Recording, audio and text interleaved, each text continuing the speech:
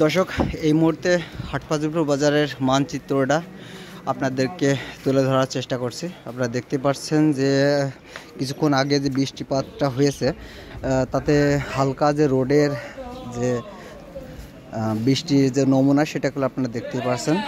আর এই হালকা বৃষ্টির কারণে দেখুন বিভিন্ন জায়গায় পানি জমে গেছে এবং যে পরিমাণে কাদা হয়ে গেছে রোডে সেটা আপনারা দেখতে পাচ্ছেন।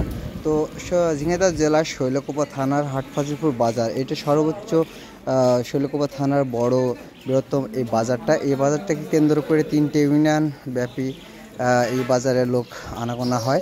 আজ শুক্রবার হওয়ার কারণে দেখতে পাচ্ছেন যে আজ শুক্রবার হওয়ার কারণে বাজারটা একদম শূন্যে পরিণত হয়ে গেছে। মানুষের লোক সমাগম খুবই কম। আমরা যদি ভিডিও ফুটেজ আপনাদেরকে দেখানোর চেষ্টা করি, আপনারা তো দেখতেই পাচ্ছেন যে বাজারে লোক সমাগম খুবই কম।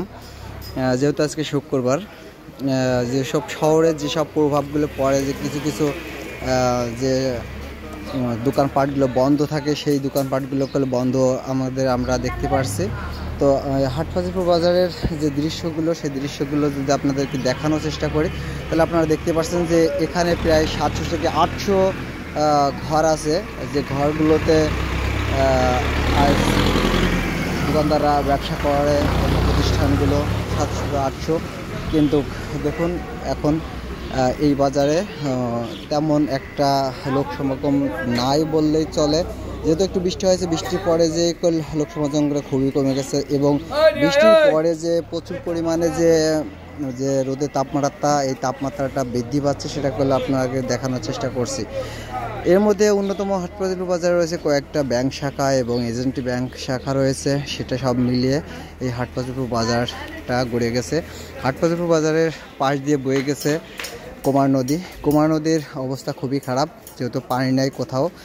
সেটা নিয়ে আমরা আপনাদেরকে আরেকটা নিউজ করে আপনাদেরকে দেখাবো কুমার নদীর বর্তমান কী পরিস্থিতি আছে।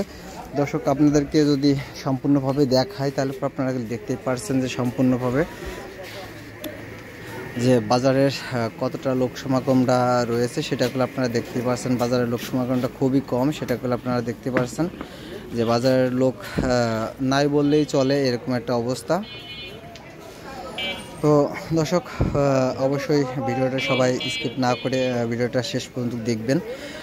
বিভিন্ন নিউজ নিয়ে, বিভিন্ন বাজারের বর্তমান পরিস্থিতি নিয়ে আমরা ভিডিওতে আবার আপনাদেরকে দেখানোর চেষ্টা করব।